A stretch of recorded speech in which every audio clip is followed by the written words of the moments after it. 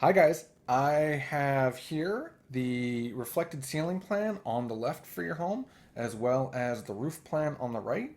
The roof plan should be pretty straightforward. Your roof is pretty simple design, but I am calling out the false chimney for the plumbing vents at the bathroom, as well as the three fixed skylights and the 12 and 12 roof slopes for the front and rear facing gables, as well as the 6 and 12 roof slopes for the side facing gable.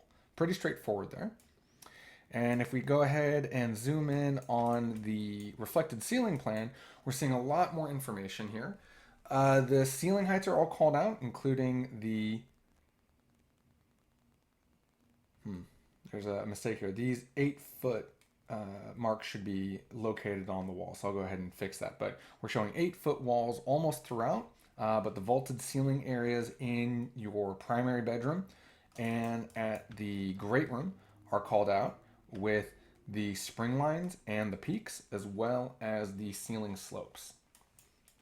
So that should all be pretty straightforward. I'm also calling out the barrel vaulted or curved entry feature over the porch. And again, that should all be pretty straightforward. Now, let's talk about the different symbols I'm using. It should be almost pretty self-explanatory, I think, but for every bedroom, I'm doing an array of 4 can lights evenly spaced so that when these lights are on, the rooms are all evenly illuminated. And I'm also showing a ceiling fan in the center of the room. Personally, I love this layout. I think it is perfect for uh, uniform illumination of the room. And personally, I love having ceiling fans going in the warm summer months. I'd rather have the ceiling fan going than the air conditioning. All that said, you don't have to have this much illumination in these small-ish bedrooms or your office. We could get by with just having the ceiling fan in the center with lights incorporated into the fan, and then rely on things like desk lamps or nightstand lamps to provide, or even floor lamps, to provide extra illumination. And if you did that, you would save some money on electrical. The electrical line item isn't the most expensive. Foundation and framing are certainly where the most money goes, but you'll see on your construction bids that electrical is up there. It is one of the more expensive line items, and that's driven primarily by the number of lights and the number of switches we put in to control those lights. So again, let me know if you want to save some money by eliminating these can lights in the bedrooms and just going with the central fan plus light combo. If you go this route, I would prefer to see the fan without lights in it. In my opinion, most ceiling fan lights tend to be too white, and the frequency at which the LEDs buzz creates a bit of a flicker that I don't personally like. So let's talk more about that after you review this. But if we look at most of the rooms, like your walk-in closet, 2 can lights evenly illuminating this room. The bathrooms will also have can lights and a wall sconce behind the mirror or above the mirror. I show one wall sconce centered on the vanity, but certainly we could put one on either side of the mirror if that's what you prefer. At the end of the day, that shouldn't be too much of an impact to your builders.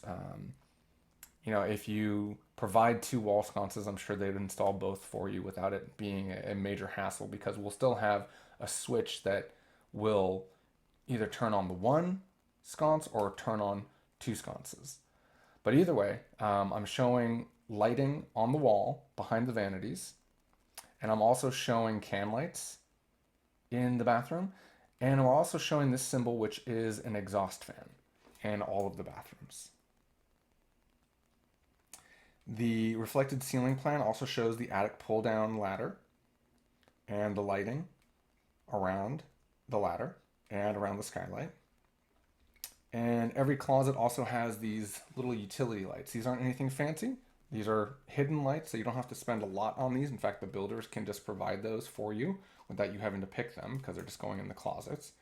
But this way, when you open the closet, you'll have plenty of light, even illumination in there.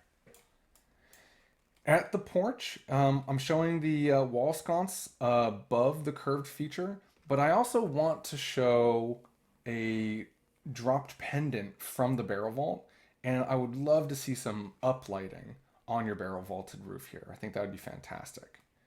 Inside the foyer, I've got one can light here centered on the door, and then two wall sconces flanking this entry bench feature.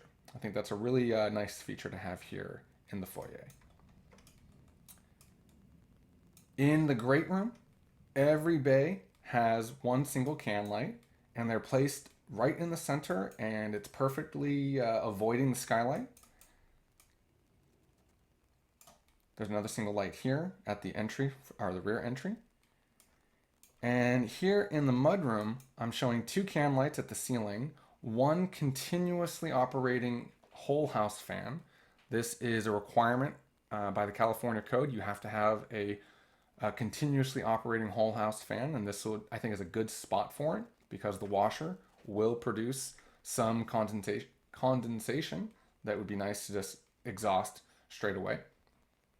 And then I'm showing some LED lighting underneath the upper cabinets. I think that'll provide plenty of illumination in the mudroom. And I'm also showing some LED uplighting above the cabinets running along both sides here, because I'd love to see this vaulted ceiling here in the kitchen be uplit quite nicely. I think that covers it. It's a pretty straightforward lighting plan, and I look forward to hearing your feedback. Thank you so much.